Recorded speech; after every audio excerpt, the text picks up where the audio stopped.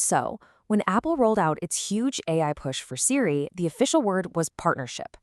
But, when you start digging, the evidence tells a very different story. Today, we're going to peel back the layers on what looks a whole lot less like a strategic alliance and a lot more like a high-stakes billion-dollar retreat. And yeah, this quote, it just cuts right to the chase, doesn't it?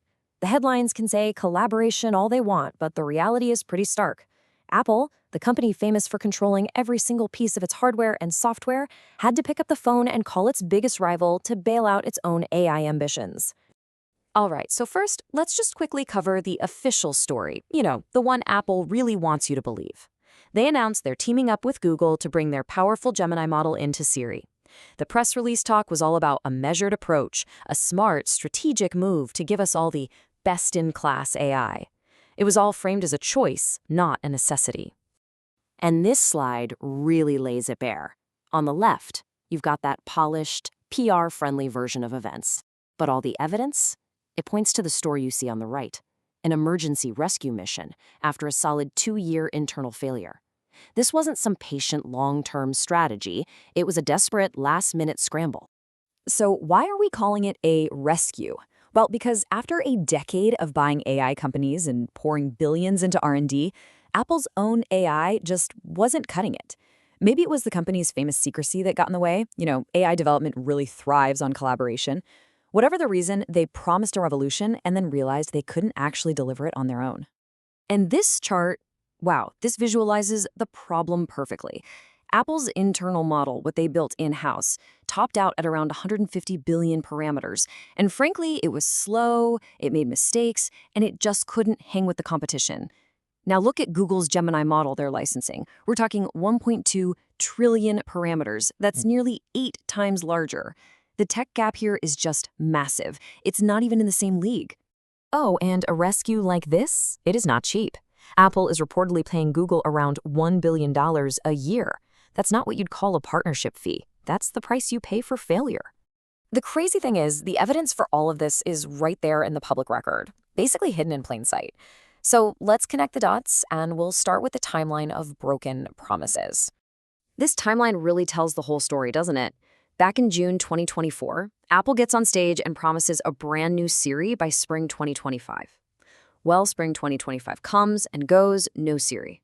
Instead, we get news of a year-long delay. Then, boom, the surprise Google deal in January 2026. And by March, even those features are delayed. This doesn't look like a plan. It looks like a pattern of falling behind. And you know what usually follows big product failures? Leadership shakeups. John Giannandrea, the guy they poached from Google to lead this whole AI effort, was quietly moved out of his role and is now set to retire. That's about as clear a vote of no confidence as you can get in Silicon Valley. So why is Apple trying so incredibly hard to frame this as a strategic choice, as a partnership? Well, it's simple. Admitting failure on this scale would have absolutely massive consequences for its business, its brand, and for sure its stock price. It really breaks down into 4 key reasons for this whole PR strategy. First, they desperately need to sell you the next iPhone, and this new Siri is supposed to be the main reason to upgrade. Second, they have to protect their stock from the fallout of a major R&D flop. Third, it helps them and Google avoid antitrust alarms over just how dependent Apple is becoming on its rival. And finally, it buys them precious time to try and catch up behind the scenes. And this dependency is only getting deeper. I mean, look at this. Apple already pays Google something like $20 billion a year just to be the default search in Safari. Now you add another billion for Siri, and you start to see this deep, deep financial knot tying together 2 companies that are supposed to be competitors. Okay, so we've looked at the evidence, we've looked at the motivations, but what does this all actually mean for investors, for developers, and maybe most importantly, for you, the person holding one of these devices in your hand every day? If you're an investor, the question here is much bigger than just whether Siri works now. It's about whether Apple can ever truly compete in AI on its own.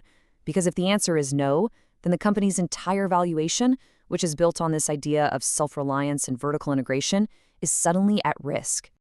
And for developers, wow. This means you're now building for an ecosystem where the core intelligence layer isn't even controlled by Apple anymore. The future of what Siri can do and what your apps can do with it is now in the hands of Google's product roadmap, not Apple's. That's a huge shift. And for the rest of us, the consumers, this is a really big deal. Apple's famous ironclad promise on privacy, it now has a giant asterisk next to it. No matter how many safeguards Apple puts in place, the core intelligence for Siri is now running through Google, a company whose entire business model is built on data. And that really brings us to a critical final question. This deal might have saved Apple's next product launch, but it creates this fundamental conflict. When your AI assistant is powered by another company, who is it truly assisting? You or them?